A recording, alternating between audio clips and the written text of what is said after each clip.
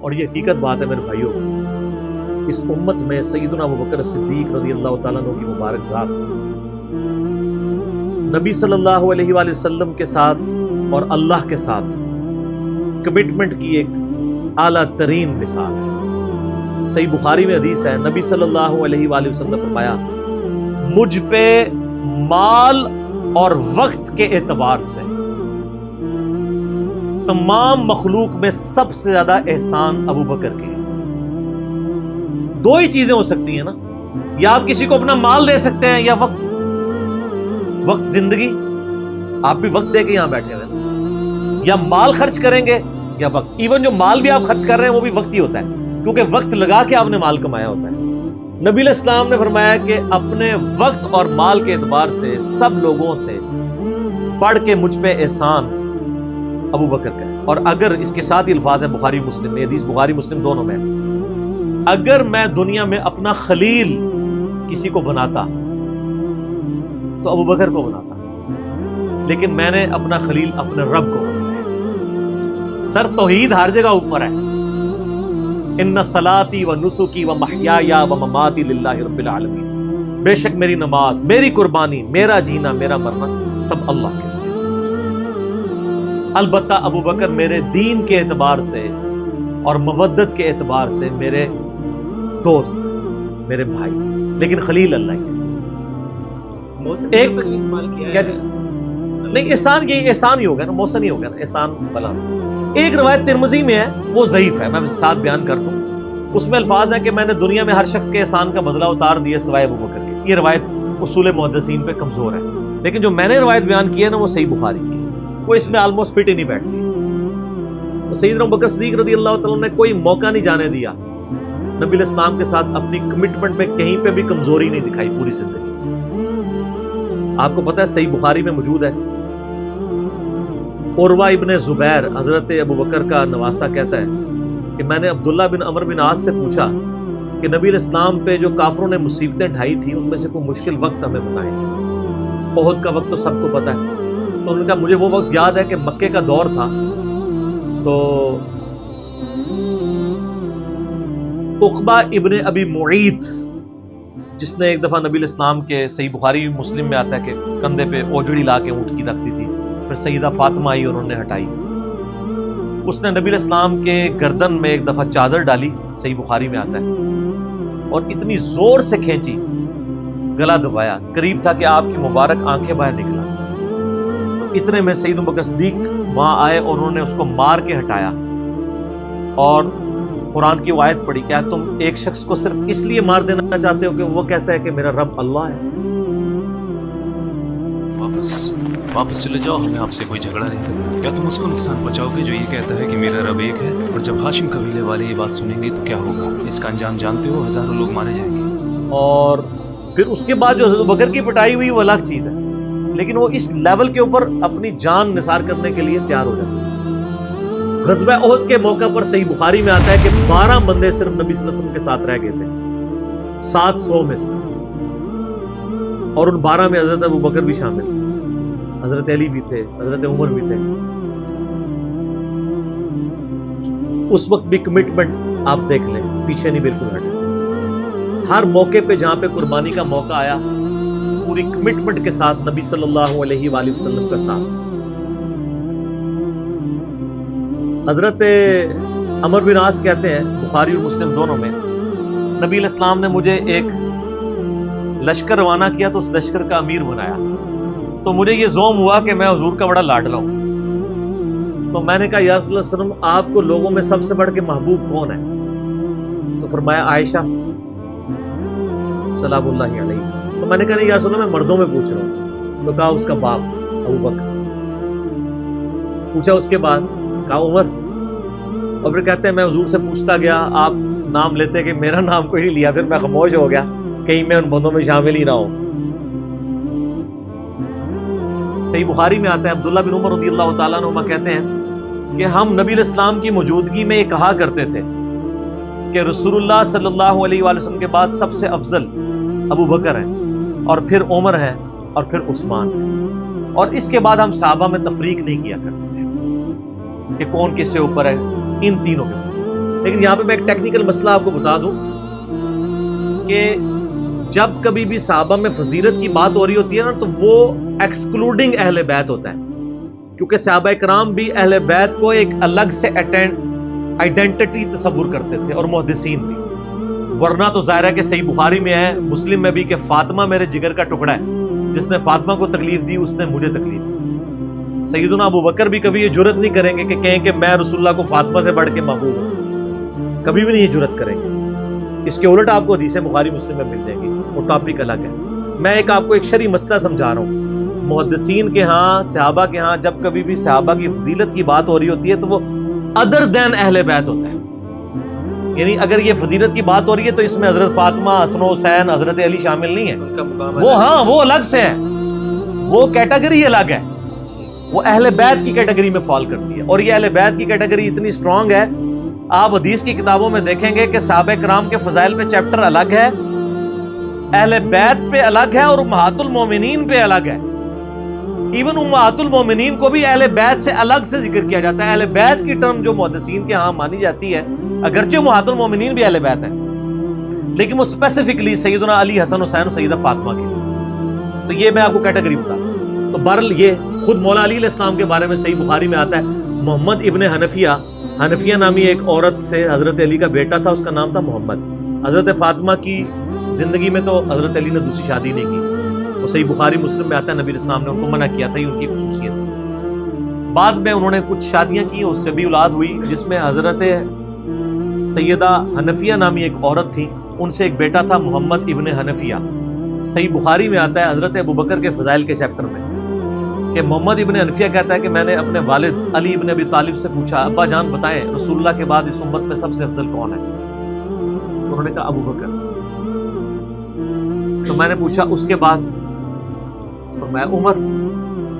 اور ان کا میں تیسری دفعہ میں نے سوچا کہ میں اگر پوچھا تو یہ عثمان کا نام لیں گے، تو میں نے کہا اس کے بعد تو آپ کا ہی نمبر ہوگا، لیکن وہ تو علی تھے نا۔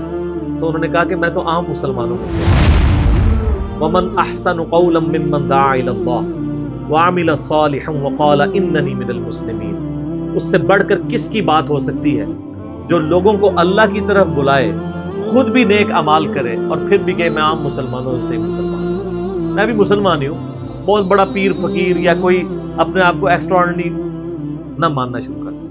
اس حدیث میں بھی سیدنا ابو بکر صدیق رضی اللہ تعالیٰ عنہ کی فضیلت کو خود مولا علی نے بیان کیا۔ پھر بخاری مسلم میں وہ جو حدیث ہے سقیفہ بنی ساعدہ والی، جو اختلاف ہوا تھا، اس میں آپ کو پتا ہے سیدنا علی نے بیعت نہیں کی تھی حضرت ابوبکر کی 6 مہینے تک، بخاری مسلم دونوں میں آتا ہے۔ پھر سیدہ فاطمہ بیمار ہو گئی، ان کی تیمارداری کرتے رہے، پھر سیدہ فاطمہ فوت ہو گئی، بخاری مسلم کے الفاظ ہیں۔ حضرت علی نے حضرت فاطمہ کی وفات کے بعد دیکھا کہ لوگوں کا رجحان ان سے کم ہونا شروع ہو گیا۔ جب تک حضرت فاطمہ زندہ تھی تو ظاہر ہے نبی اسلام کا ایک وہ معاملہ تھا، تو پھر انہوں نے حضرت ابوبکر کو پیغام بھیجا کہ آپ میرے گھر آئیں اور اپنے ساتھ کسی کو نہیں لے کے آنا۔ اس حدیث کو روایت سیدہ عائشہ کر رہی ہے، اور حدیث بخاری میں بھی ہے، مسلم میں بھی۔ اور اما عائشہ کہتی ہیں کہ سیدنا علی کی یہ خواہش تھی کہ حضرت عمر نہ جائیں، کیونکہ ان کے مزاج میں ذرا تیزی تھی۔ تو حضرت ابوبکر حضرت علی کے گھر جانے لگے تو حضرت عمر نے روک لیا، ان کا آپ کو میں اکیلے نہیں جانے دوں گا۔ ہائے ہائے، ابو بکر تو پھر ابو بکر ہے نا۔ انہوں نے کہا اللہ کی قسم نبی کے گھر والوں سے ہمیں کوئی شر کی امید نہیں ہے۔ ان کو تھا کہیں بلا کے ایجنسیوں کے ہاتھوں گرفتاری نہ کروا دے، آج کے دور میں بات کروں تو حضرت بکر اکیلے گئے۔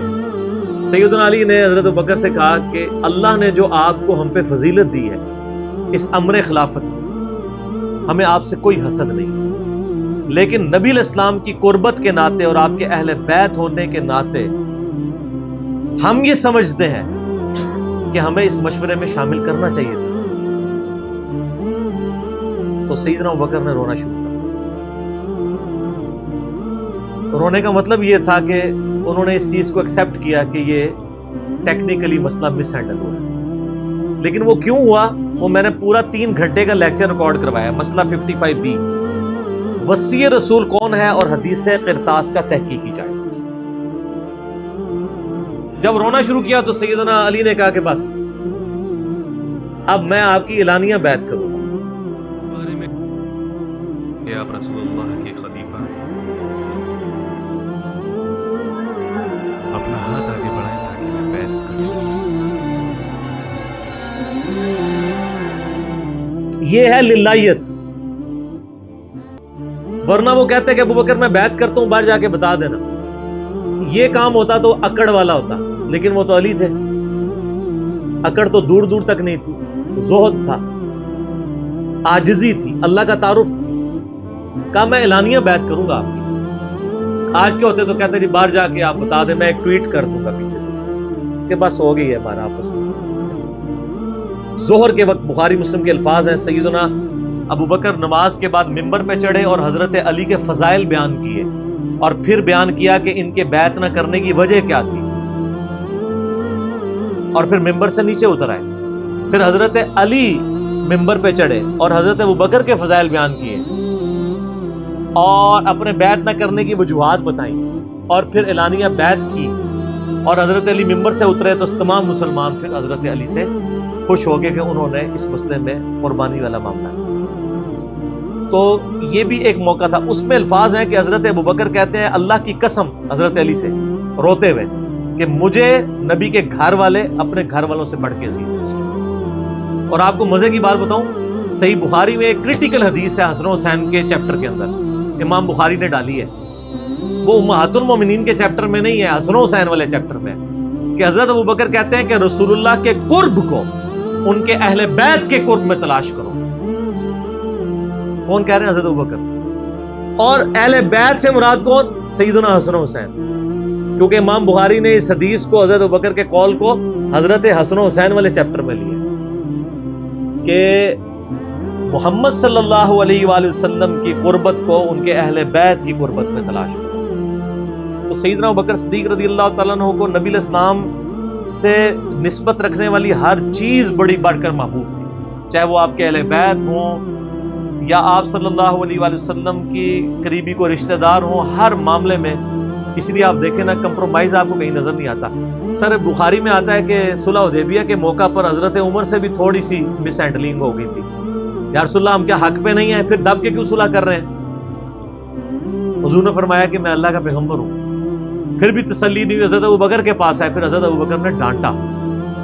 یا عمر، وہ اللہ کے رسول ہیں، وہ وہی کرتے ہیں جو اللہ حکم دیتا ہے، تو وہ جو کچھ کہیں اسے بلا شک مان لو. کہ عمر وہ اللہ کے پیغمبر ہیں. اور حضرت عمر کہتے ہیں مجھے پوری زندگی اس چیز کا غم رہے گا کہ میں نے بڑی جرأت دکھائی. الٹیمیٹلی ثابت ہوا کہ صلح حدیبیہ والا جو معاملہ تھا وہ مسلمانوں کے حق میں شامل ہوا.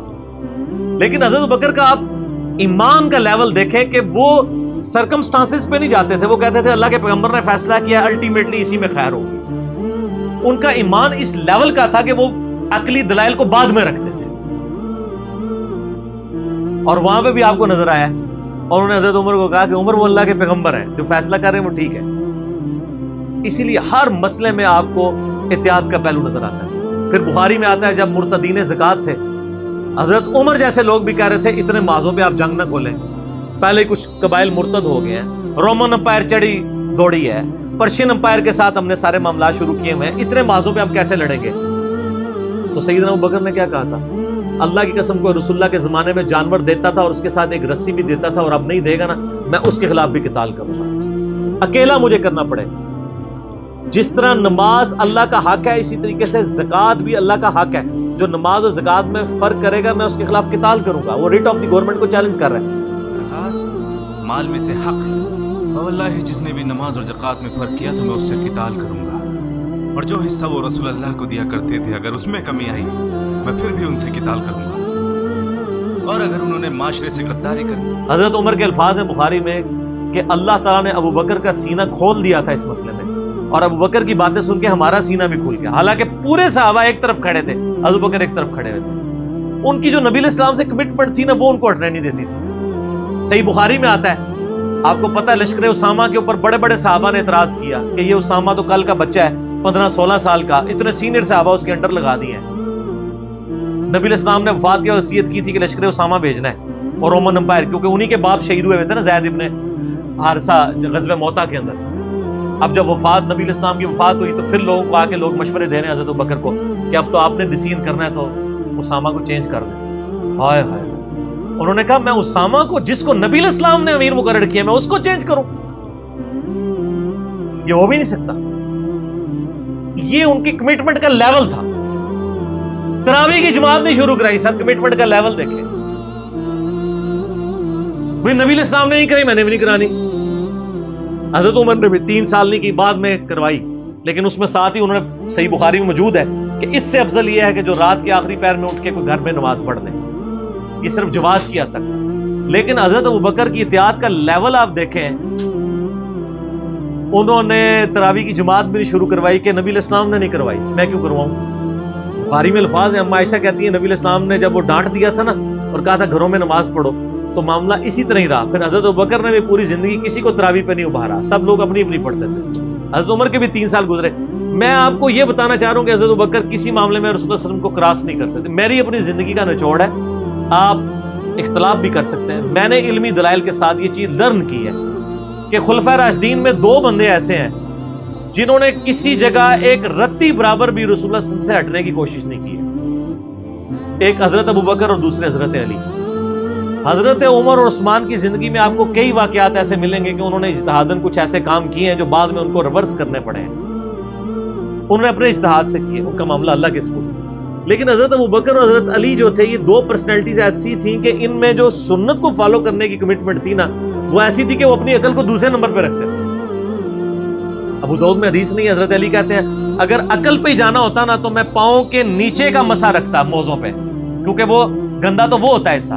لیکن سنت کہتی ہے اوپر, کہتا اوپر پہ.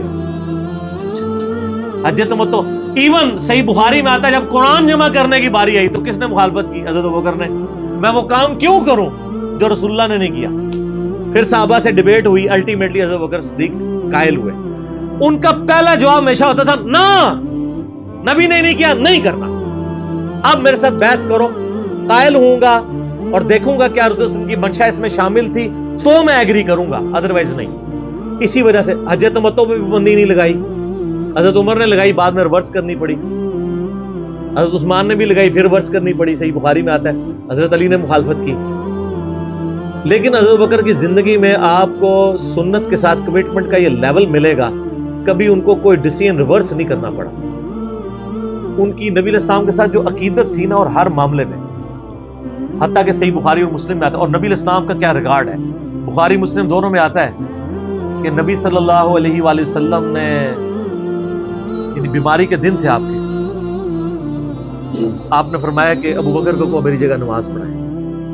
تو حضرت عائشہ کہتی ہیں کہ میں نے کہا یا رسول اللہ صلی اللہ علیہ وسلم, میرے باپ جو ہیں رقیق القلب ہیں, آپ کی جگہ مصلی پہ کھڑے ہوں گے نا تو وہ برداشت نہیں کر سکیں گے کہ یہ دن بھی دیکھنا پڑا کہ اللہ کے نبی مصلی پہ نہیں آئے اور میں ان کی جگہ کھڑا ہوں, تو نماز نہیں پڑھا پائیں گے.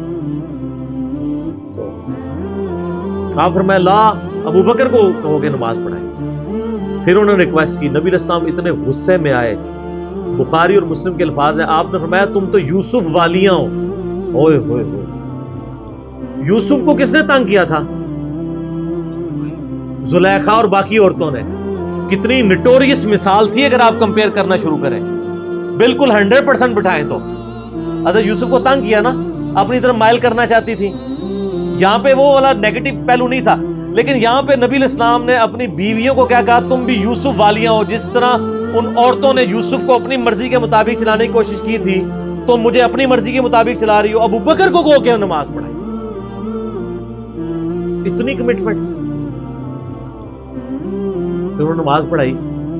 صحیح بخاری میں آتا ہے, اما عائشہ کہتی ہیں حضور اپنی وفات کے دنوں میں کہتے تھے, عائشہ میرا ارادہ ہے میں تیرے بھائی عبد الرحمن بن ابی بکر اور تیرے باپ ابی قحافہ ان کی یعنی کنیت تھی, اس کو بلاؤں اور ان کو میں لکھ دوں.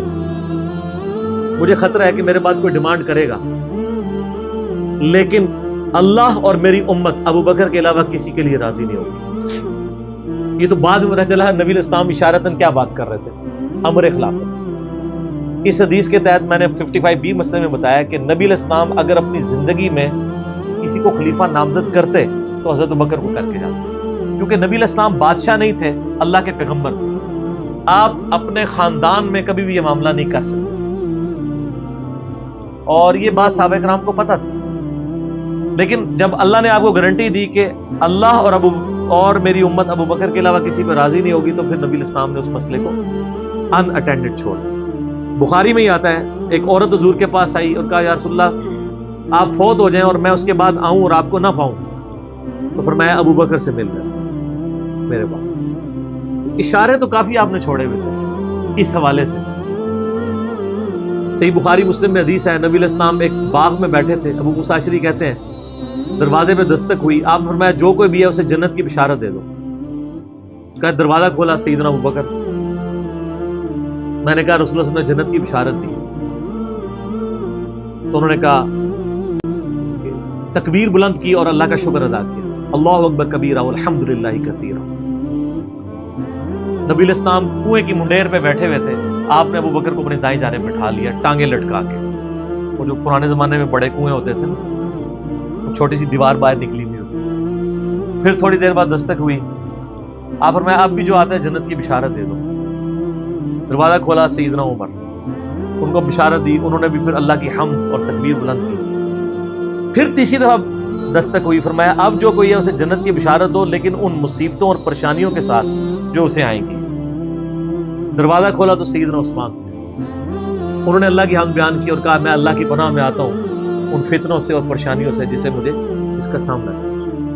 حضرت عمر کو حضور نے بائیں جانب بٹھا لیا، اب دائیں اور بائیں جگہ ختم ہو گئی تھی، تو حضرت عثمان سامنے آ کے بیٹھ گئے۔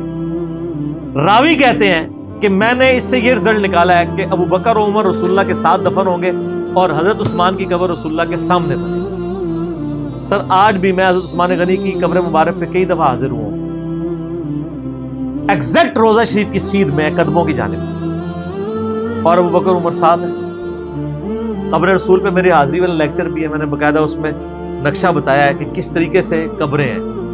یہ بہت بڑی فضیلت ہے کہ سیدنا ابو بکر عمر نبی الاسلام کے ساتھ دفن ہوئے اس جنت کے ٹکڑے میں، جو بخاری میں حدیث ہے میرے گھر سے میرے ممبر تک جنت کے ٹکڑوں میں سے ایک ٹکڑا ہے، اور امام بخاری نے باب باندھا ہے قبر رسول سے ممبر رسول جنت کا ٹکڑا ہے۔ اسی جنت کے ٹکڑے میں سیدنا ابو بکر عمر کی قبر ہے نبی علیہ السلام کے ساتھ، اور الٹیمیٹلی سیدنا عیسیٰ ابن مریم کی قبر بھی وہاں پہ بنے گی۔ یہ قبریں اس طرح ہیں کہ نبی علیہ السلام کی قبر مبارک سب سے آگے ہے، یوں یعنی جب ہم حاضری دیتے ہیں تو قبلے کی رخ ہماری پیٹھ ہوتی ہے، تو روضہ شریف کی طرف ہمارا یعنی مبارک جالیوں کی طرف ہمارا رخ ہوتا ہے، تو سب سے آگے نبی علیہ السلام کی قبر ہے۔ نبی علیہ السلام کا جہاں پہ آپ سمجھ لیں سینے کا نچلا ناف والا حصہ بنتا ہے نا، وہاں حضرت ابو بکر کا سر ہے اور ان کی ٹانگیں اور آگے، یعنی ادبن ان کو تھوڑا پیچھے کر کے دفنایا گیا، یہاں سے بھی پیچھے اور ادھر سے بھی سیدھ میں نہیں، اور جہاں حضرت ابو بکر کی ناف آتی ہے وہاں حضرت عمر کا سر ہے، اور وہ اس کی ایسے یہاں ایک جگہ خالی ہے، وہ حضرت عیسیٰ ابن مریم کی قبر پڑنی ہے، المستدل علاقے میں بھی ہے، جامعہ ترمذی میں بھی اشارتاً موجود ہے۔ تو یہ قبریں ہیں، 7 دفن ہیں، اور جامعہ ترمذی میں حدیث ہے نبی علیہ السلام نے فرمایا اے ابو بکر تم میرے یار غار بھی ہو اور حوض کوثر پہ بھی میرے یار ہو، صحیح سند کے ساتھ۔ یار غار کا ذکر تو سورہ توبہ میں موجود ہے، ثانی اثنین، جب وہ دونوں غار میں تھے، اور جب نبی علیہ السلام قرآن کے الفاظ ابو بکر کو کہتے تھے کہ مت خوف کھاؤ ہمارا رب ہمارے ساتھ ہے۔ صحیح بخاری میں آتا ہے کہ حضرت بکر نے کہا یا رسول اللہ وسلم اگر کفار نے اپنے پاؤں کی جانب سے یوں دیکھ لیا تو ہم دونوں نظر آ جائیں گے، تو ان کا ابو بکر تمہیں غم کھانے کی ضرورت نہیں، تمہارا ان کے بارے میں کیا خیال ہے، ان دونوں کے بارے میں جن کے ساتھ تیسرا اللہ ہو، تو وہیں سے آپ دیکھ لیں۔ صحیح مسلم میں ایک حدیث ہے کہ نبی صلی اللہ علیہ وآلہ وسلم ایک دفعہ ہیرا پہاڑ کے اوپر چڑھے، آپ کے ساتھ سیدنا ابو بکر عمر عثمان اور علی اور طلحہ اور زبیر تھے۔ آپ نے فرمایا وہ جو پہاڑ تھا ہیرا پہاڑ وہ بھی وجد میں آ گیا ہوگا، ہلنا شروع کر دیا۔ آپ نے فرمایا تھم جا، تجھ پہ اس وقت نبی صدیق اور شہداء کے سوا کوئی نہیں ہے۔ یعنی نبی کون؟ خود نبی صلی اللہ علیہ وآلہ وسلم، صدیق کون؟ سیدنا ابو بکر صدیق، اور باقی سارے شہداء، حضرت عثمان، حضرت علی، طلحہ اور زبیر، سارے شہید ہوئے۔ اچھا یہ صدیق کا لقب بھی ثابت ہے، بخاری مسلم میں آپ کو ویسے تو سیدنا ابو بکر کے نام کے ساتھ صدیق ملے گا، یہ لقب پڑا کہاں سے تھا؟ وہ دلائل النبوہ امام بیہقی کی کتاب میں بھی ہے، سنن طبرانی کے اندر بھی، اور کئی کتابوں میں موجود ہے، صحیح ابن حبان میں، ابن خزیمہ میں، کہ معراج کے موقع کے اوپر جب نبی صلی اللہ علیہ وآلہ وسلم نے بتایا کہ راتوں رات اللہ نے مجھے بیت المقدس سے تک، خانہ کعبہ سے بیت المقدس اور وہاں سے آسمانوں کی سیر کروائی ہے، تو آپ کو سیدنا ابوبکر کو آ کے کافروں نے کہا کہ دیکھو تمہارا ساتھی کس طرح کی باتیں کر رہا ہے، تو انہوں نے کہا کہ ہم نے نبی صلی اللہ علیہ وسلم کے کہنے پہ اتنی بڑی بڑی چیزیں مان لی ہیں، تو یہ کہہ رہے ہیں تو یہ بھی ٹھیک بات ہے، تو یعنی وہ تصدیق کرنے والے بنے، اس وجہ سے ان کو صدیق کہا جاتا ہے۔ ویسے تو قرآن حکیم میں انبیاء کے بعد جو درجہ آیا ہے من النبیین والصدیقین والشہداء والصالحین، وہ بھی الگ سے ہے اس حوالے سے۔ ابو بکر کا مطلب یہ ہر کام میں پہل کرنے والا، اور جامع ترمذی میں حدیث ہے نبی علیہ السلام نے فرمایا ابو بکر عتیق ہے، آگ سے آزاد کیا گیا۔ پھر جو اشرم وشرم والی 10 صحابہ کو ایک مجلس میں جنت کی بشارت ہے، اس میں پہلے نمبر پہ ابو بکر فی الجنہ، عمر فی الجنہ، عثمان فی الجنہ، علی فی الجنہ، طلحہ فی الجنہ، زبیر فی الجنہ، عبد الرحمن بن عوف فی الجنہ، ابو عبیدہ ابن جرح فی الجنہ، سعید ابن زید فی الجنہ، سعد ابن ابی وقاص فی الجنہ۔ یہ 10 کے 10 صحابہ کو ایک مجلس میں جنت کی بشارت ملی۔ سیدنا ابوبکر کی نبی علیہ السلام کے ساتھ کمٹمنٹ کا آپ لیول دیکھیں کہ مزاج آپ کو پتہ بڑا نرم تھا، لیکن جہاں نبی علیہ السلام کا معاملہ آتا تھا تو آپ سے زیادہ مضبوط شخص کوئی نہیں۔ مضبوطی کا تعلق جسم کے مضبوط ہونے سے نہیں ہوتا، ایمان کے مضبوط ہونے سے۔ منکرین زکوٰۃ کے خلاف، مسلمہ کذاب کے خلاف بڑے بڑے لوگوں کے اس وقت پاؤں جب لڑکھڑانے لگے ہیں تو سیدنا ابوبکر نے فرنٹ سے لیڈ کیا۔ عرب قبائل جو مرتد ہوئے تھے، عرب کی سرزمین میں جتنے فتنے ہیں 2 سال میں حضرت ابوبکر نے دبا دیے ہیں۔ حضرت عمر اس وقت خلیفہ بنے جب عرب کے فتنے ختم ہو چکے تھے، بلکہ اپنے دور میں ہی سیدنا ابوبکر نے رومن اور پرشین امپائر کی طرف بھی تو سر عمر سیریز دیکھ لو نا، پھر سب کو پتہ چل جائے گا، بھیج دیے تھے کام، سٹیبل کیا عرب کی سرزمین۔ جنگ یمامہ ہوئی مسلمہ کذاب کے خلاف سیدنا ابوبکر کے دور میں، ان کے پاؤں کہیں لڑکھڑائے نہیں۔ صدیق رضی اللہ تعالیٰ عنہ کی کمٹمنٹ نبی علیہ السلام کے ساتھ، اور پھر آپ دیکھیں کہ صحابہ میں سب سے زیادہ مضبوط اعصاب کا مالک حضرت ابوبکر تھے۔ صحیح بخاری میں آتا ہے جب نبی علیہ السلام کی وفات ہوئی تو حضرت عمر نے تلوار نکال لی کہ میں اس کی گردن کاٹ دوں گا جو کہے گا کہ نبی علیہ السلام فوت ہو گئے۔ اللہ تمہاری زبانیں کاٹ دے گا جس نے بھی یہ کہا کہ رسول اللہ صلی اللہ علیہ وسلم نہیں رہے۔ نہ، ان کا یہ عقیدہ تھا کہ جس طرح موسیٰ علیہ السلام 40 دن کے لیے کوہ طور پہ گئے ہیں، نبی علیہ السلام بھی ڈورمنٹ پوزیشن میں چلے گئے، واپس آ جائیں گے، کیونکہ انہوں نے نبی علیہ السلام سے سنا تھا کہ رومن اور پرشین امپائر گرے گی، تو وہ یہ فورس ہی کرتے تھے ابھی تو کیسرو کسرا کی جنگیں ہم نے لڑی نہیں ہیں، تو حضور اس سے پہلے کیسے دنیا سے جا سکتے ہیں؟ لیکن اللہ نے تو آپ کو پروفٹ بنوانا تھا نا، کہ آپ کے جانے کے بعد فتوحات کروانی تھی تاکہ پتہ چلے کہ پیچھے اللہ کھڑا ہے۔ اپنی زندگی میں تو بڑے بڑے بادشاہوں نے فتوحات کی ہیں، نبی علیہ السلام کی تو دعوت کا کلائمیکس حضرت ابوبکر اور پھر حضرت عمر عثمان علی کے دور میں جا کے ہوا ہے، جبکہ عرب قبائل بھی مرتد ہو گئے ہیں، تب بھی اللہ کے پیچھے سپورٹ تھی۔ والذی ارسل رسولہ بالہدی ودین الحق لیظہرہ علی الدین کلہ ولو کرہ المشرکون، اللہ نے اس کو دین کو غالب کرنا تھا۔ تو بخاری کے الفاظ ہیں، حضرت عمر نے کہا میں اس کی گردن اتار دوں گا۔ حضرت ابوبکر آئے، انہوں نے حضرت عمر کو دیکھا، اگنور کر کے سیدھا حجرہ عائشہ میں گئے، نبی علیہ السلام کے مبارک کفن کو ہٹا کے آپ کے ماتھے پہ بوسہ دیا اور کہا یا رسول اللہ، اللہ آپ پہ 2 موتیں جمع نہیں کرے گا، ایک موت تو سب کے نصیب میں، اب تو ہمیشہ کی زندگی آپ کو اللہ نے آخرت کی دے دی ہے۔ اور پھر باہر نکلے، حضرت عمر کو کہا کہ عمر بیٹھ جاؤ، حضرت عمر نے بات نہیں سنی، تو حضرت بکر ممبر کی طرف چڑھے، ممبر پہ چڑھے اور لوگوں سے کہا کہ عمر کو اس کے حال پہ چھوڑ دو۔ حدیث کے الفاظ ہیں کہ لوگ حضرت بکر کا ریگارڈ باقی اصحاب سے زیادہ کرتے تھے، حضرت عمر کو تنہا چھوڑ کے لوگ حضرت ابوبکر کی طرف متوجہ ہو گئے۔ پہلے وہ جو سارا میلہ ان کے گرد لگا تھا شفٹ ہو گیا، تو انہوں نے حمد و صلات کے بعد انہوں نے کہا اما بعد فمن كان يعبد محمدا فإن محمد قد مات۔ فوق عباده أما بعد فإنه من كان يعبد محمد إن محمدا قد مات. سر کلیجے پہ کتنا بڑا پتھر رکھا ہوگا حضرت ابو بکر بھائی جملہ بولتے ہوئے کہ جو محمد کی عبادت کرتا تھا وہ جان لے کے محمد کو موت ہوگی. ومن کان یعبد اللہ، اور جو اللہ کی عبادت کرتا ہے وہ جان لے ان اللہ حی لا یموت، اللہ زندہ ہے، اللہ کو کبھی موت نہیں. أنا يعبد الله الله حي فإن الله حي. کیا توحید کی تعلیمات ہیں. حضور کی میت کے اوپر حضور کے فضائل نہیں بیان ہو رہے، توحید بیان ہو رہی ہے. Point to be noted. کیوں؟ سر پہلے نہیں انسانیت نے رسک لیا. دنیا کا سب سے بڑا شرک ایک پیغمبر کے نام پہ تو کھڑا ہوا ہے، عیسیٰ ابن مریم کے نام پہ. نبی علیہ السلام کو عیسیٰ ابن مریم نہیں اللہ نے بننے دیا. ایسے تربیت یافتہ وہ صحابہ جو کل تک آپ کے وضو کا پانی نیچے نہیں گرنے دے رہے تھے، آج وفات پہ کھڑے ہو کے فرضی خطبہ دے رہے ہیں. جو محمد کی عبادت کرتا تھا جان لو محمد کو موت آ گئی، جو اللہ کی عبادت کرتا تھا جان لو اللہ زندہ ہے. پھر آیت بھی پڑھی، صرف فرضی جملہ نہیں بولا. آپ تو کہہ رہے ہیں شرک ختم ہو گیا، حضرت ابو بکر جب شروع نہیں ہوا تھا اس وقت بھی کہہ رہے تھے کہ نبی علیہ السلام کو کسی نے خدا نہیں بنا.